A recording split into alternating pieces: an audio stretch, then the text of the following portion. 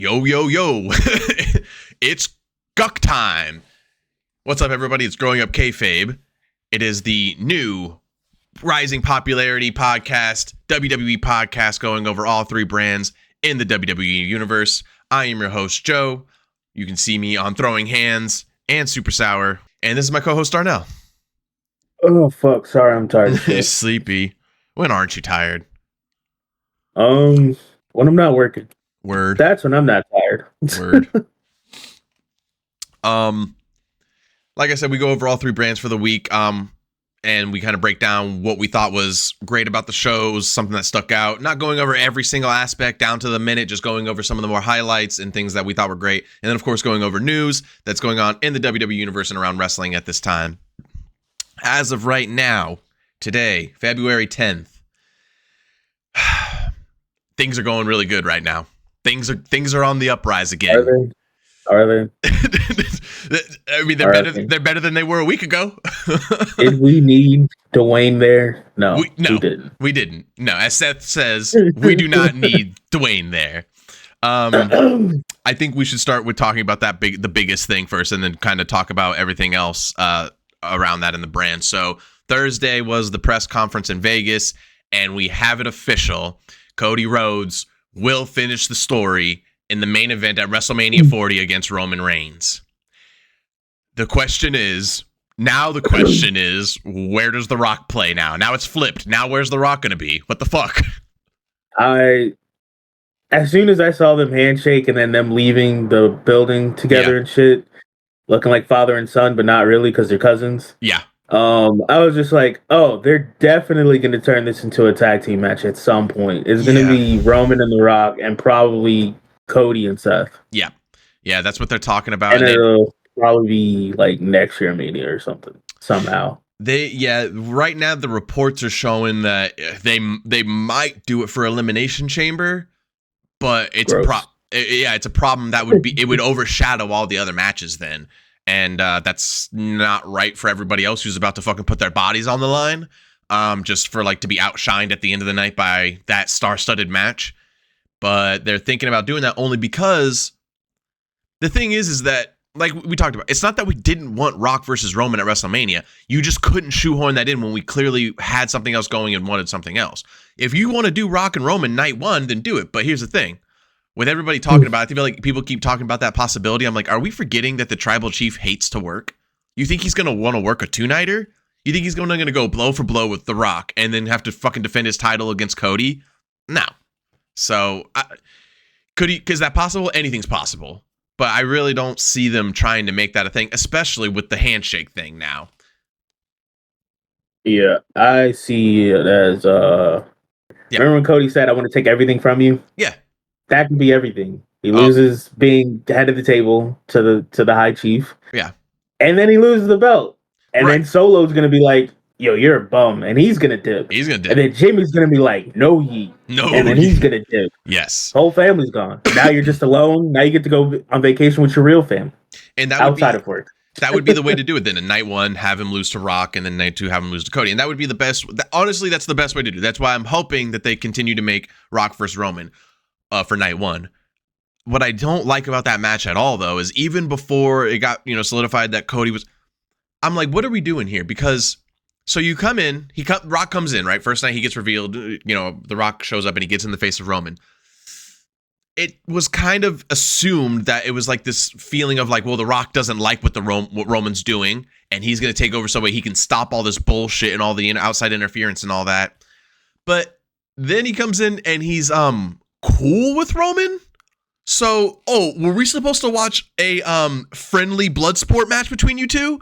No, you need to you need to have animosity. Just simply saying that it's for height, like being the fucking head of the table, is not enough. You can't just be like, it's whoever's head of the table now. That's cool, but it's not enough. It's better if you don't like what he's doing at that. But instead, now he's got like The Rock's approval and The Rock's doing what he's doing because The Rock's turning heel. So now I'm like, well, what's the point of even having that match if they're both heels? And if Rock becomes head of the table, then it's the same shit, right? Yes. Yeah, because it's really not making any sense now. Yeah, but I mean, hey, the Rock, he loves long form storytelling. I don't For know why sure. that struggled me to say that, but yeah. So this could definitely be setting up for something. But I feel like right now thinking about it, the frustration with everything is that for once this shit ain't predictable. We Yeah. don't know what's going on, and everyone's frustrated about it now. Like we can't just Correct. say, "Oh, this is gonna happen. This is gonna happen." They're like, "Huh, monkey wrench, bitch," Yep. and now everyone's upset he's spaghetti, and I yeah, we're just will. gonna have to deal with it. I'll say that. I'll admit it. I'm 100% in the Cody wars on Twitter. I'm fucking yelling at every single person who's a fucking ignorant Dwayne fan. I do not Wait. appreciate Are it. you a Cody crybaby? Is that what Damn you're right. admitting right Damn here on right. this podcast? 100%. My goodness. You see how well that didn't take over, by the way, for him? I'm like, I mean, for a heel thing, it works. But I was like, yeah, bro, no one. Congratulations, Rock. You put two words together. That's your thing. We get it. Anybody could have done that one. The Cody Crybabies. Yeah, he really worked hard on that one. I mean, hey. See, this is where a difference in like what we do. See, you're in the trenches. Yeah. I'm far back. I see the Cody Crybaby stuff. You don't see it, and it's just like, oh, this is weird. I see it. I clearly see it. And I've actually mentioned it to people when I'm arguing with people on Twitter where I'm like, no, I see it. I don't give a fuck. Because that's the thing. Those people are focusing on the actual crybabies, the people who are like, doing the death threats and freak. I'm focusing. Those people are fucking crazy. Yeah. And that's actually another thing because those are the Cody Crybabies where they're doing the death threats. You're just like, hey, I'm actually just a Cody fan. You're not a Cody Crybaby then. Yeah. You're on the not crazy suicidal. Correct. I'm gonna kill my family side. am I cussing people out? Sure. I mean that's a given. But like I'm not losing my fuck. I just don't appreciate. Yeah, and I just don't appreciate ignorance to the storytelling, ignorance to what The Rock is and how his schedule is and how even if he's there for a year, he's not going to be there after. And it's very frustrating to me to watch people blatantly just try to act like they just go, well, The Rock's the man and that's it. And I'm like, that's it, huh? Nothing else. Nothing else to talk about except for we're crybabies and that's it. So all of us talking about how Cody's been carrying the company for 2 years. Cody built himself better than The Rock over the past few years. Cody's the man. It's what people want. And The Rock's, we talk about his schedule. We talk about how much he doesn't care, how much he doesn't know. And then all of a sudden we're crybabies. And I'm like, cool. So where are your facts at? Anything you want to talk about for facts? Nothing? Just simply want to say that Rock's better than Cody. Okay. Well, that's backed by nothing. And it's backed by the fact that he is now Dom Toretto. Yeah, for real. For real. You know he did that shit on purpose. You look at that outfit and you're like, you did that on purpose. I hope he did because super side tangent. If no one's seen Fast X, everybody knows now that who's seen the movie, the whole family's fucked up. The B side of the family, plane crashed into the side of a fucking mountain. It's just Dom and his son. Jacob's dead, maybe. We don't know. And there's only one person left in that entire franchise, well, except for Cypher, and then they brought back Giselle, which I'm still mad about. But the only other person who has like some pull that's alive is The Rock's character. So hopefully he comes back. And him, they squash their beef. I was gonna say, what's his name? They don't fucking get along. Yeah, that's right. No, they didn't. And then I think it was last year or the year before. Like he basically formally apologized, but online. Like they didn't like. I mean, they probably did like talk on the phone or some shit. But the fact that he publicly apologized to him for being basically a dickhead.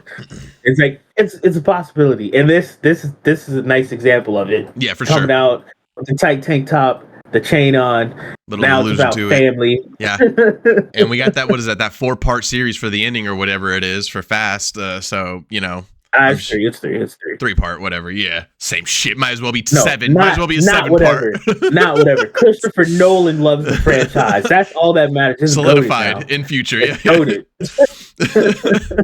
The least person you'd think to fucking like the Fast and Furious movies. He's just like, they're good. He's like, when you get to the last 3, that's when he gets a little crazy, but I like Colbert calling him out. Did I just catch you with a weird timeline thing? He's like, yeah. I mean, it's a real bench, bro. That makes me want to point out that something I said to a lot of this that I say to you, I've already yelled to Reese, and with Reese just with wide eyes, just staring, going, yep, But here's something to point out for you guys. Here's something I want to make abundantly clear about where The Rock's priorities lie. Okay, Darnell, can you? I mean, I'm not going to make you guess, but if you want to, you can. Can you guess at all what's the first thing he tweeted about on the morning of the press conference? Yeah, I definitely would not know. Moana. The first thing he tweets about is the new Moana movie. Came out. Yeah. First thing. So, hey, Rocky fucking hardcore fans. Oh, yeah, his priorities are all in. He's full blown. He ain't going anywhere, bro. He's definitely not going to get another fucking animated movie. He's definitely not going to get another project. I mean, he's definitely not going to have to go do something else. But he's going to get more. He's going to get, it's what he does. He's an actor. It's what he does. You're going to sit there and tell me The Rock's going to say no to money? He just said yes to 30 million for no fucking reason. Like, he already had that money. Like, so, I mean, he's going to do more. And that's every other wrestler's first priority on that day is the press conference, is wrestling. Bayley's talking about she's not promoted on the press conference, not even on the fucking press conference. All these people talking about, what's The Rock doing? Hey, brothers, go check out the new Moana trailer. Also, don't forget to check out and then it was like 3 tweets later, he's like, the press conference in Vegas, guys, don't forget. And I'm like, I don't want a champion who's promoting 4 things and then wrestling. Talk about wrestling. That's what you do. Right. I mean, you have to. That's what he's not anymore. He's an actor. Exactly. His whole thing is he does entirely too much. Exactly. Yeah. That being said, though, I'm going to say a couple things about the press conference. I thought from beginning to end it was amazing.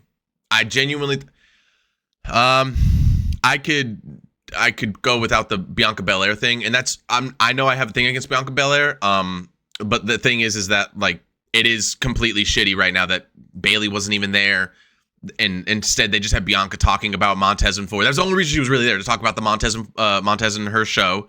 And then to say that she even said that because she was, I don't know what I'm going to be doing for WrestleMania, but I mean, now she's more than likely winning Elimination Chamber. Yeah, and then she's disqualified for her match. Yeah, no, I think because who else is an elimination? Becky is an Elimination Chamber, right? Yeah, but Becky's already going to be that's already like WrestleMania. She didn't even got to worry no more. But she's in Elimination Chamber, though, isn't she?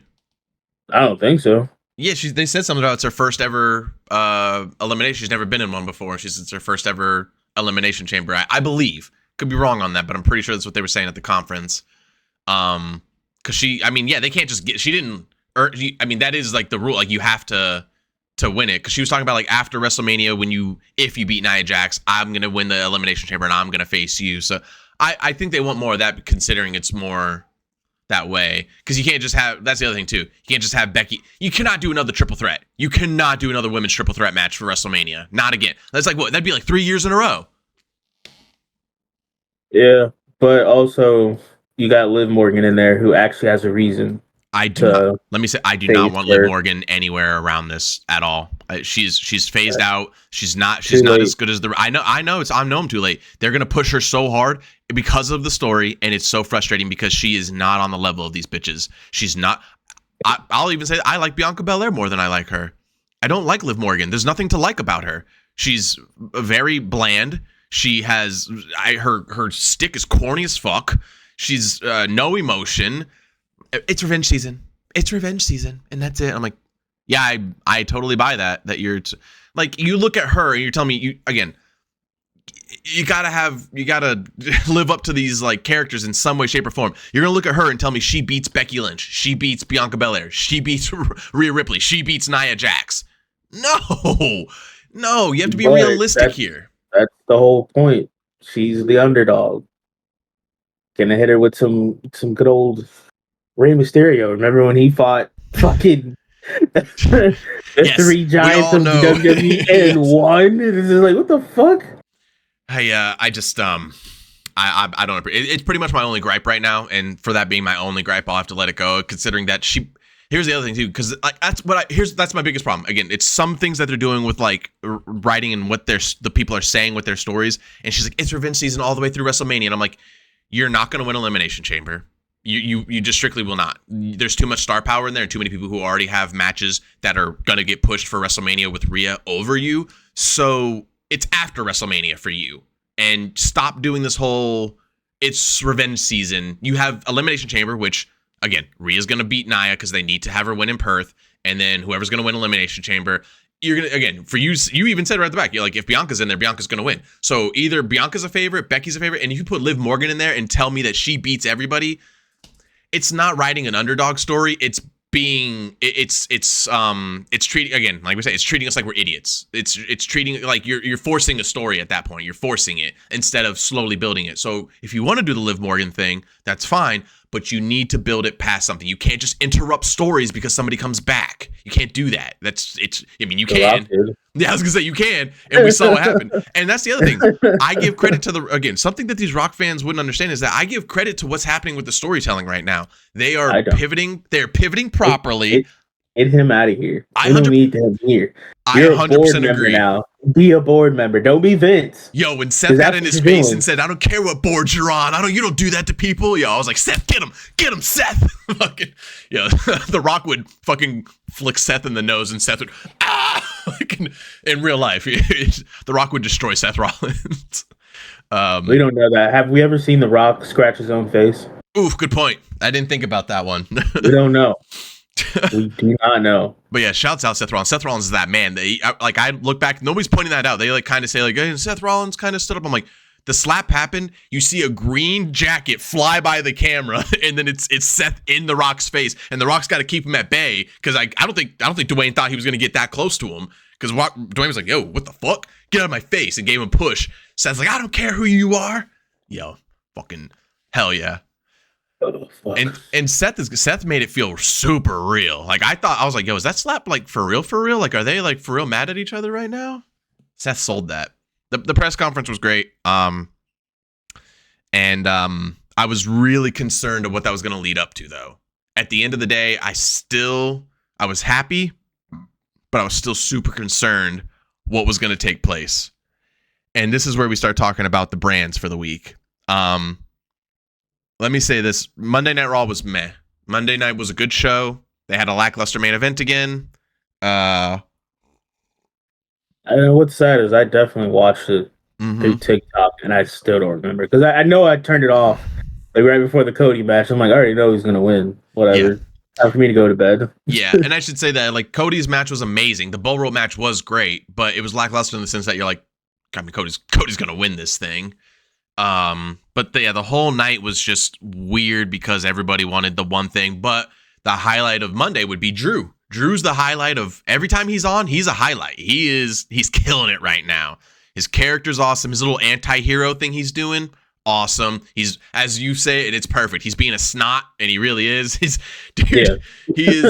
is great right now. So he was definitely the highlight of the show on Monday. Other than that, not too much really to bring up except for these tag team matches that they're doing for the qualifying to face Judgment Day has been awesome, and I think DIY won on that night.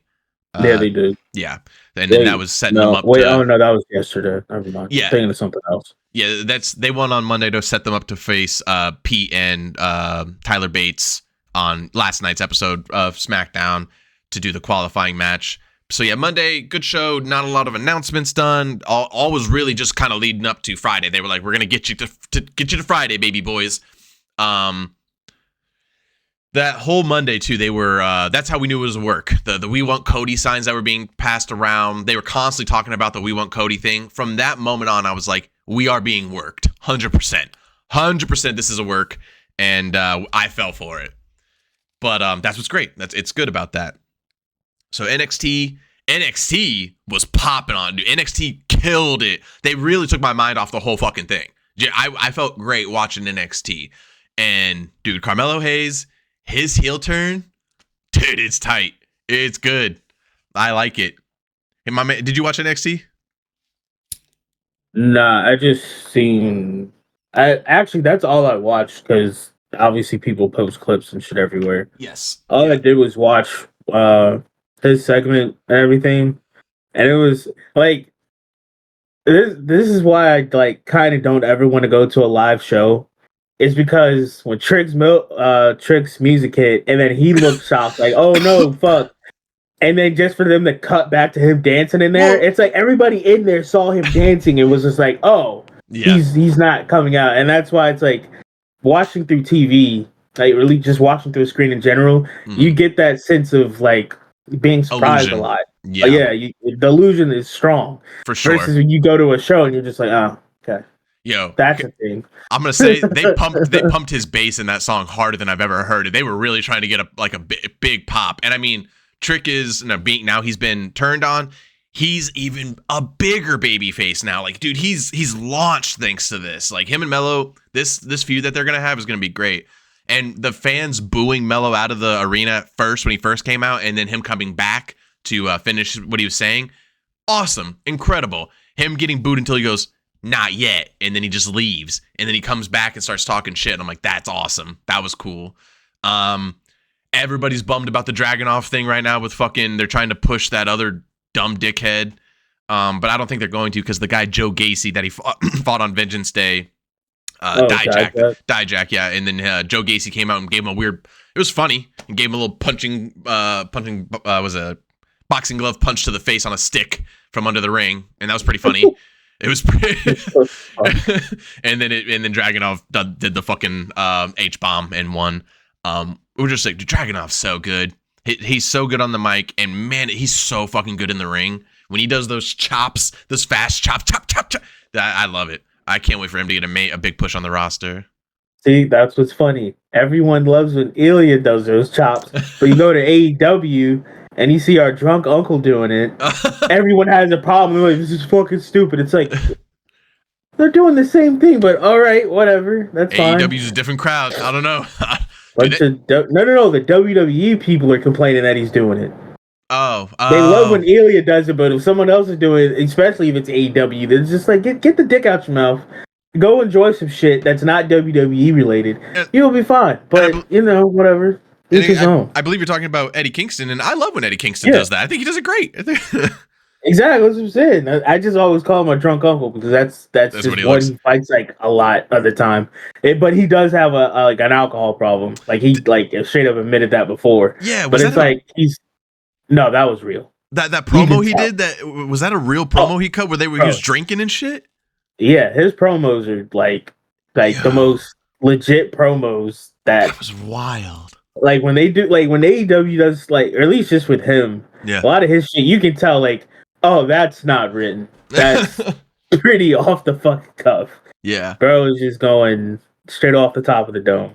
I'll still say that even we're talking about AEW, comparatively, comparing what show is like the other, AEW is not like a Monday Night Raw show or a SmackDown show. AEW is a lot like a NXT show, and I still say the NXT show is even better than AEW. And I'm only going off of Wednesdays here. I don't know what's up with Wednesday. The crowd is meh. Also, again, I've said this before. They have a lot of work to do. The production is awful on AEW. You can barely hear the music sometimes when somebody's coming out. I mean, I'm listening to it on my headphones. I'm listening to it on the phone. I've listened to it on the computer. So many of these people, their music hits and I can't hear them. Or you can't hear it's one or the other. Or you can't hear the crowd. And I'm like, guys, why is WWE able to figure that out, but you can't figure that part out?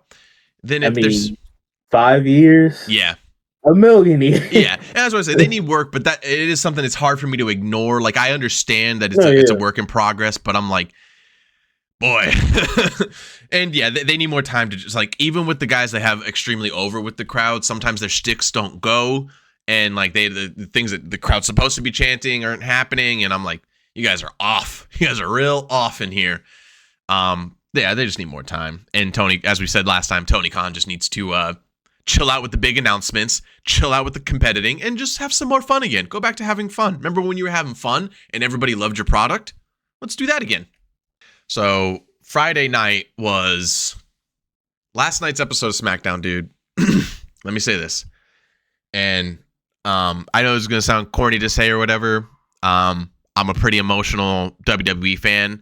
I think everybody who's helped me get back into WWE because I just remember, now I remember how much I love this shit and how much fun I have with it and how much actually, at the time when I stopped watching, I'm glad I stopped watching, but that's the thing. It's a product that's the product. Sometimes you have to walk away from it. Sometimes, but it's interesting that once I got back into wrestling, how much fun I have talking about it and watching videos about it and learning about it.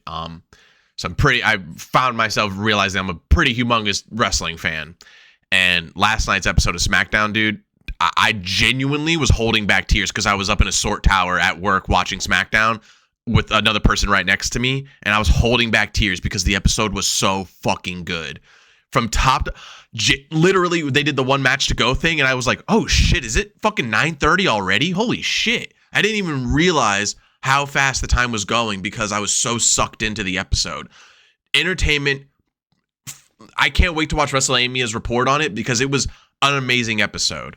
Starting off the episode, Triple H walks out. He doesn't walk out to the game. He walks out to what? The King of Kings instead. And I'm listening to it and I'm like, oh shit, this means something. He always comes out to the game. He came out to the game at the press conference. He comes out every time when he comes out to the game. Instead, he comes out to the King of Kings. Bow to the King of Kings. And I'm like, oh shit, what's this mean? He comes down, he's serious face. I'm nervous. I'm like, oh, please, don't turn heel. Don't do anything bad to us. Don't be bad, CEO. Instead, what does he come out there and do? I want to clarify some things that happened, and I want to tell you guys that for sure, main event is Cody Rhodes and Roman Reigns for the WWE Undisputed Championship, Night 2 main event at WrestleMania 40. And then he says, there's some guys around here who think they can throw their weight around. They think they can throw their authority around even though they don't have any. And if you don't like it, well, it doesn't matter what you like. And I was like, oh shit. I started tearing up. I was like, I can't believe he just did that. I can't believe he just did that. He's talking shit to The Rock. Losing my mind. And just kind of lets everybody know, yo, let's have a great WrestleMania. Let's fucking go. Let's have a great night. And I'm like, oh, thank you, Paul. Thank you.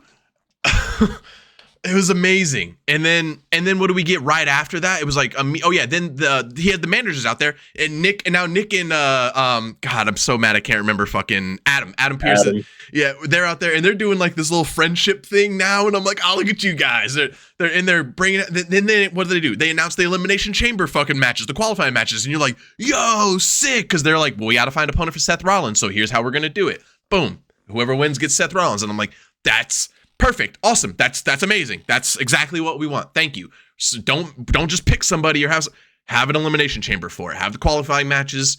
It was awesome. I mean, and then Bailey's segment with Dakota Kai. I still don't trust Dakota Kai for a fucking second, but you know, right now seems to be on Team Bailey. Who knows? And Bailey's so it's good. Just because she's not medically cleared. That's all it is. Yeah, really. I mean, all she did out there was kind of chase with the chair. She didn't get into any like actual physical contact. So yeah. So you think that once she's clear, she's gonna fuck over Bailey? I don't think so. Yeah. What I was watching yesterday, because I think I got back home at like 10, but they brought up how Dakota had turned heel in NXT, and that she could possibly do it again. I'm like, I don't think so. But if they want to solidify, hey, feel bad for Bailey in this face turn, yeah, that's probably what they're gonna do. Dude, the crowd was on point. After the I don't know if you've seen the clip yet, but after she did chased out with the chair and her and Bailey were just staring at each other, the crowd was going, hug it out. And I was like, come on, you two, hug, you bitches, hug. And they didn't hug. I was being a dickhead and just kind of trying to rush through. So that shit was on 2 times fast forward. So it just probably sounded like noise, because I think I started watching that shit at like maybe 1 a.m. or something. Fair enough, yeah. Yeah, it was an amazing moment by the fans to do that, but unfortunately no hug. And that's also why I'm not too sure that she probably might still turn heel, because if they were going to go full babyface, then why not? Why not get more heat as baby faces together by hugging it out? So, don't know. Got my eye on you, Dakota Kai. Got my eye on you, bitch. Watch yourself. You don't do that to Bailey. And I'm so glad, it sucks that they're not pushing Bailey. That, again, it's not that I have any. I genuinely have to say this because I talk shit about Bianca Belair. Bianca Belair's strong as fuck. She's good in the ring. I don't like her shtick, and that's really it. And I just don't like when they push her over other things. They do it a lot in the WWE. They push her over a lot of other people who deserve it. And I don't think that's fucking fair. Like, she's a main event star. You can do anything you want with her. You know, I feel like it's shitty that the damage control thing with her flopped, and like they just went to like a different story route with that. And then all of a sudden, like, she's just like, you know, I'm trying to get a title shot. And I'm like, nah, do something else. Do a big match or something. Why do these bitches never want to do big matches that get them popularity? They always want to do a big title match. I'm like, I don't know, try to do a steel cage match like Lynch and Trish Stratus did for no reason. There was no belt on the line. They just did it. Find a match, find a fucking fight, make it personal.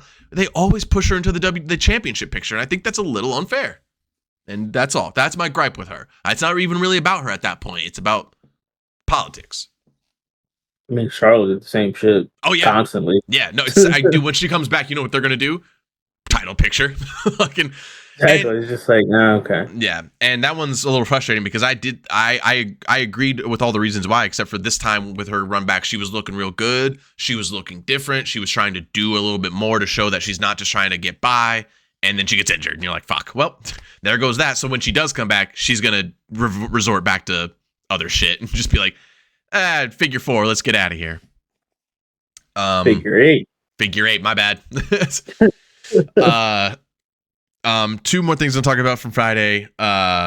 First of all, I'll say this just in a little passing. Sucks that fucking Sami Zayn didn't get the fucking. I could have sworn they were gonna start pushing Sami Zayn big for that title picture again and give him the world heavyweight title, because I thought that would work out well. He is there quite often and he could defend, and the crowd loves him. He's a people's champion.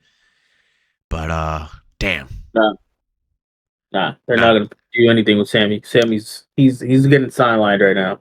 Which is crazy because they have like 2 years in a row where he was basically headlining Mania. Yeah, they just did that big vignette with him on Monday to kind of like show that he's like on this new push and he's going for a championship, and then he loses the Elimination Chamber. I don't know. I mean, yeah. Or the he was qualifying going against Randy, right? Yeah. Yeah. You saw Randy's hurt? You saw that? Of course. Fucking crazy. That man should not have been back. No. Like I've been saying, if you are saying, "Oh, I'm retired," hey, my nigga, stay retired. Yeah, man, you see what Tyson Kidd's doing? Bro's like, yeah, I could probably get back in here, but for what? Yeah, for what? You're accident prone, my guy, Randy. Your bones are frill. You look strong, and you are, but your bones are paper thin, my guy. Every day, Randy Orton wakes up and hey, it'd be crazy. Have him like turn him into like kind of like a semi-manager, where like he'll talk shit. Somebody might try to step in his face, but then they're like, "Oh yeah, that's right. That's still Randy Orton. He just out of nowhere, my ass. I'm too close." Yeah, I can't believe that. I can't believe that he got hurt like that. I was like, you know, again, that's I don't like the whole line between kayfabe with injuries nowadays. Because with how serious the injuries are and how much it can fuck up stories, like we really need to know. Honestly, we don't need a fucking lie about an injury. That was cool back in like 95 to 2005.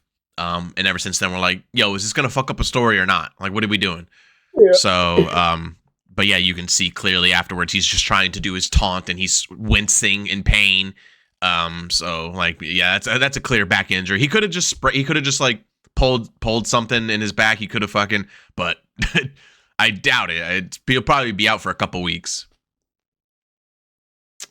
He needs to relax. Yeah, for sure. The 2 other things that were amazing about the show were, again, that tag team qualifying match between DIY, Tyler Bates, and Pete Dunne. I can't believe I forget the other 2 tag teams that were involved. I thought it was just them. Was it just? Oh yeah, it was just them. Yeah, my bad. Yeah, it wasn't a 4-way again. My bad. But that tag team match was incredible. That was insane. From start to beginning, I was like, these guys are all unique. They're all technical. They all do crazy stuff. They have great tag team. Tyler Bates has my favorite move in WWE right now. The fucking hand in the air and then punch. I love that shit. That shit's so funny when he does that. Hey, pop. Dude, they're so good. And then the fucking picking up Tyler Bates is one of my new favorites. That guy's awesome in those tidy whities. It is so funny. And then, oh man, he did the thing where he's got him on a press on his back, and then he's holding the other guy by the legs and he's spinning him around. Like, he's a monster. He's a monster. DIY ended up losing, and that's crazy because I mean, wow, only a couple tag team matches in, and Tyler Bates and Pete Dunne are gonna get the fucking push to a tag team title match. That's crazy. That being said, for that reason, don't think they're gonna give them the titles. Unfortunately, I still say we need to split them the fuck up. yeah. How are we gonna do that? How the hell are we gonna do that? Hey, just gonna right after Mania, they're gonna be like, hey, yeah, the blue belts go back to SmackDown. Go back over there, and then we're gonna have another tag team tournament to see who's gonna be the tag team champs are there. Yeah, and then you guys keep the red belts. Right. Have fun, because we can't have what's going on right now. Because I didn't even know that the Usos had the fucking belts for 1,000 days. I'm like, nigga, that's like 3-4 years. That's not okay. They were like, Triple H was like, long form storytelling. You're like, yeah, we get it. This ain't it, Chief. Yeah, for real. I mean, that's when the tag team champs aren't tag team champions. They're just placeholders. I think they're not actually doing anything. Yeah, I think what you need to do is you have to have the Judgment Day stay the champions then at that point, because if you maybe not. I was gonna say if you like have Pete Dunne and Tyler Bates win the champion, like the unified championships, and then do the split up, although it's what we want, it would be shitty to do to them. That'd be fucking shitty. Like, they just won it and now you're just gonna split it up. It would be, everybody would much more approve.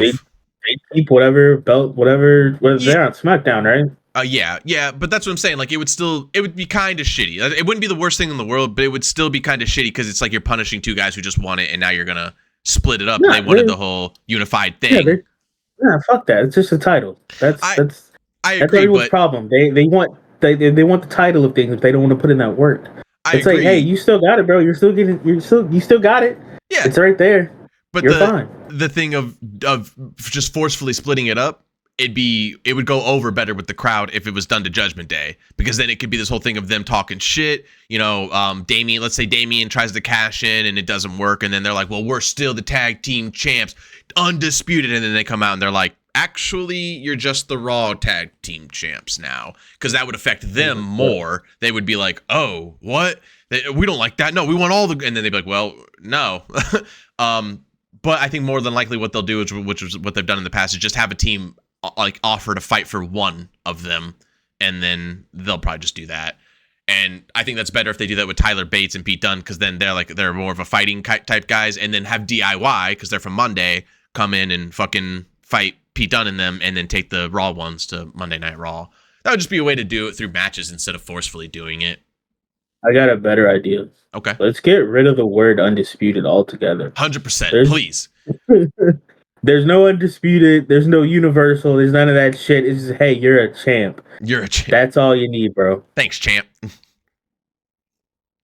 One critique. And then we get Shannon Briggs coming out and just screaming out, "Let's go, champ!" at everybody, and then we end the show. Let's go, champ.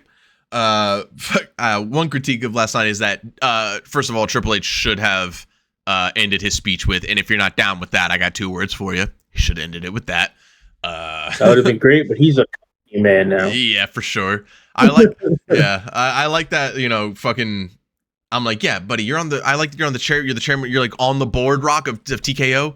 He's still the Vince McMahon. You know, you don't like to use that word as the reference, but he's still the CEO. You can say something and Triple H can go, no. What? Yeah, I said, no, I don't want that. No, but I'm on the board. I don't give a fuck. That's what cool. You are. Yeah. Yeah, like he's like, that's what people have to remember. This, whatever's happening, is because Triple H has okayed it. He's like, yeah, this works. I like it. They didn't force his hand. It is part of Rock's deal with TKO to be in this, but he could have been in anything at any point. So, and then what was the other thing I wanted to bring up? Oh, yes. Listen, people are going to hate this. Some people are going to enjoy this. I'm enjoying Logan Paul right now. He hasn't been in a match yet, but I am enjoying what he's doing with his character. It seems like a night and day thing from the moment he said that he's going to, you know, he signed the contract, he's going to take it more serious. It seems like his character is in more development now. And he's just kind of doing this like funny kind of crybaby thing. Now he's trying to do the whole like I don't know if you saw the bit with him and Aldis where he's just like, yeah. That's so funny. He's like, I don't have to qualify. I am qualified. I'm the most qualified. Are you kidding me? And he's like, okay, you know what? I am going to go into Elimination Chamber and I am going to win. And then I'm going to go to Wrestlemania. I'm going to beat Seth Rollins and I'm going to be your undisputed United States and World Heavyweight Champion. So I'm going to do this, but I'm not going to like it. I'm like, fucking, hey, he's good. And him and Kevin Owens back and forth. I know it was like almost 2 weeks ago now, but the fucking, you smell bad. I bathed in Prime. Must not have been cherry freeze. That flavor's delicious. And I'm like, yo, you guys are both stupid. It's so funny. He's doing good. I think he's doing great. He's actually fitting in. Yeah. And of course, his character is the spoiled rich kid, pretty much. Yes. Yeah. And it's like, this is perfect for you. 100%. Play it, bud. Play it up. Do it. Because hey, that's all we want. We don't care. It's like, it's like what everybody used to say. It's like, we don't hate you because we hate you because you came in thinking you could just do whatever you want. And you can't. And then R-Truth deciding to show up after Dominic in his little segment and Kevin Owens. So and he's just like, Miz. And he's like, what? What? Hey, what you doing here, man? You gotta be careful for Nick. You talking about Nick Mysterio? Nick Aldis. Come on, man.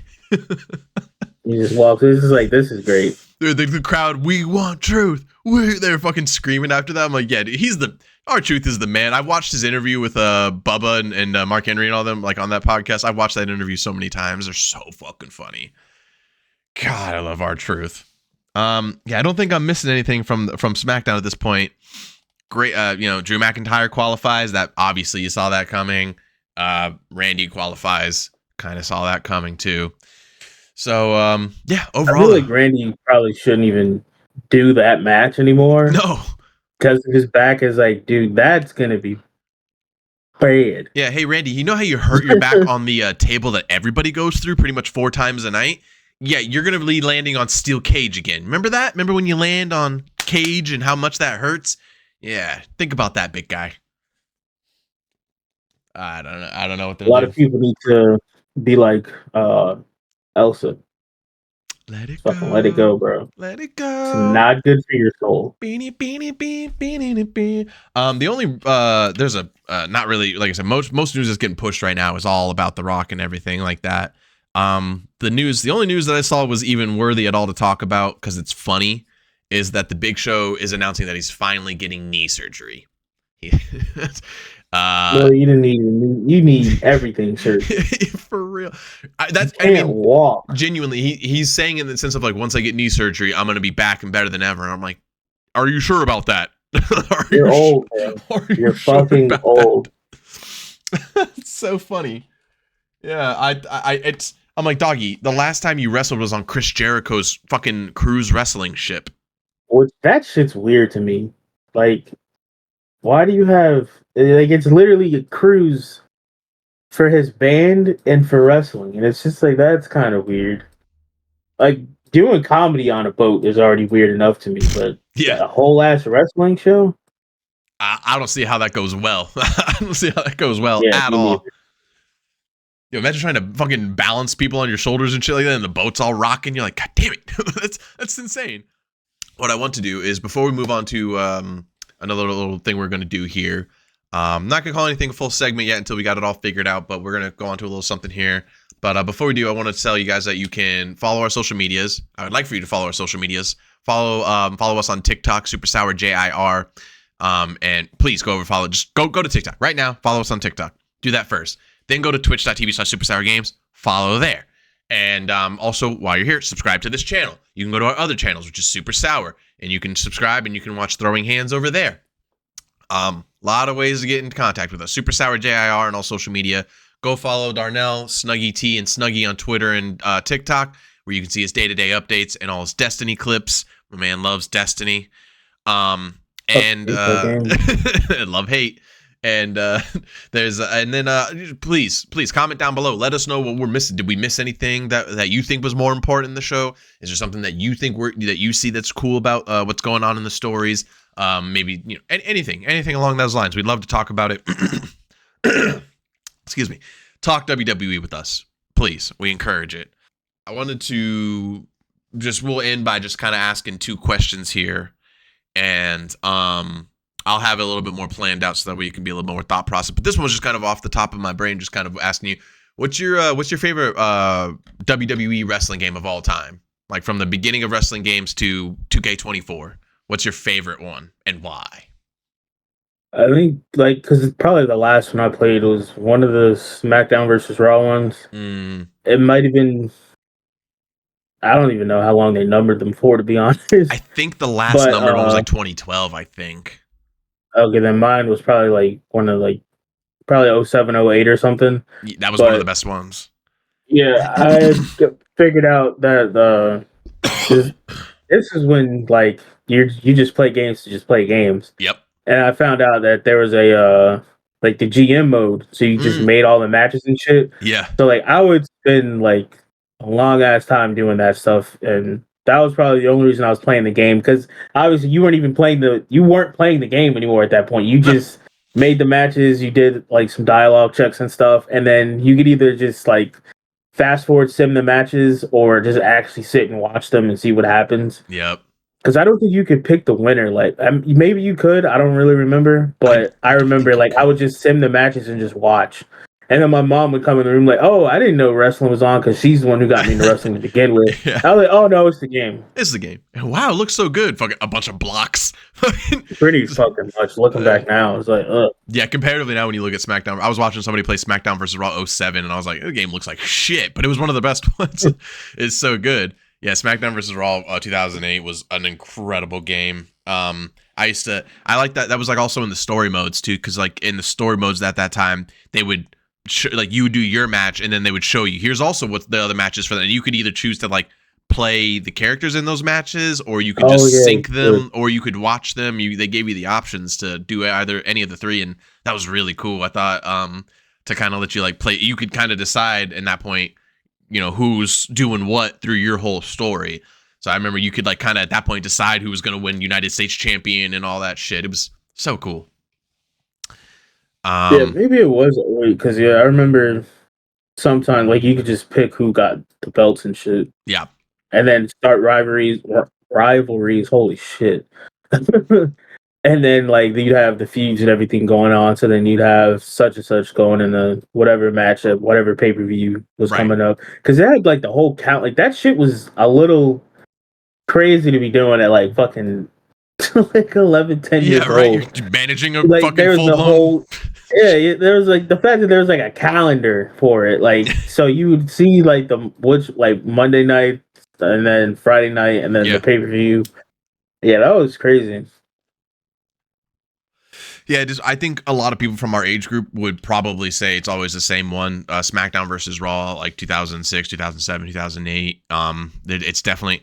I mean, there's so many great ones. Like the two greatest ones before that would be, you know, Here Comes the Pain, and I think it was like SmackDown. I think it was called like SmackDown Live, but it was the one with The Rock on the cover.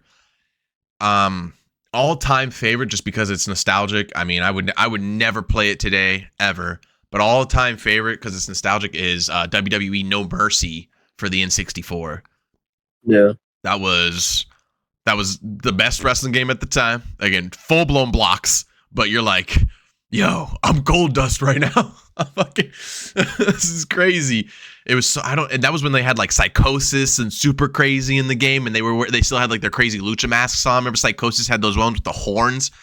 Okay, yeah, I remember playing No Mercy a lot. Yeah. It's about it on PS1. No, it says this one's only on 64. Then what the fuck was that? Did they have another PS4? No Mercy? I don't know. I'm not Googling it right now. SmackDown, WrestleMania, Mayhem. Oof. Oh my god. SmackDown 2, Know Your Role. Oh, okay, I had Warzone. That's the one I played a lot. Wow. Yo. Yeah, I think that was my first wrestling game, and I used to play the shit out of it. You passed by the one that I totally forgot about. I might have to take I would love to take my answer back, but I'll just put it at number 2. But just for that WrestleMania 21 game, I had that for Xbox, like the original Xbox. That game was the tits, dude. I was in online tournaments for that.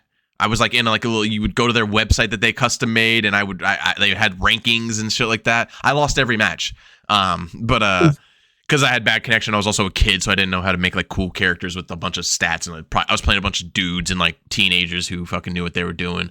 But WrestleMania 21 was the shit. It was a cool game. So I figured if you don't have one off the top of your head, if you don't want to think of one, I can pick for this week. But a segment I do want to introduce is there's already a WWE Hall of Fame, and there's tons of people in it, and there's tons of people not in it, and there's tons of people that will be, but who knows when that'll be. So I figured here on Guck, Growing Up Kayfabe, we'll have our own Growing Up Kayfabe Hall of Fame, and every week or every other week, we'll take turns picking who we think is in our Hall of Fame. And that'll grow, and over time, you'll be able to see all the people we've picked, and I think that's a pretty cool thing to do. So, do you think you want to think of somebody, Darnell, this week, or do you want to wait till next week to pick yours? Wait, what do you mean, like, who should be in the Hall of Fame? Even if they're already in it, it's our Hall of Fame. This is our Hall of Fame. Somebody who should fucking Hornswoggle. Oh, shit. Because of just how random it is. Like, that whole situation is super fucking random. And the fact that he's still coming back every now and then, because then he did the whole mini AJ Styles thing. Oh, yeah. And the fact that he had the hair for it, and they cut his hair exactly like AJ, it was like, oh, shit.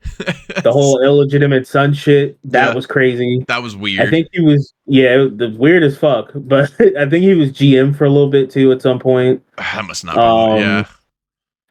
He did I forgot what he was in DX tag team. Yeah. That Lucha team that had like the little Minotaur like as their mascot, but he also wrestled every now and then. Like him and Hornswoggle had a match before. Yeah.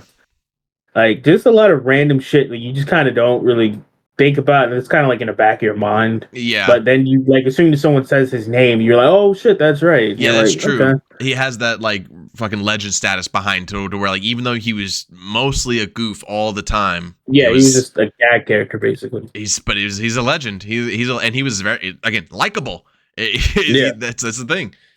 The only weird thing was like the whole no talking thing. Like he just kind of like did a bunch of grunts and stuff all the time. Like that was that was very weird. That was the only thing. I think they eventually let him say a few words. I think, but when you think about that, you think back like who was making the decision, Vince. So it's just like I mean that makes sense. Yeah.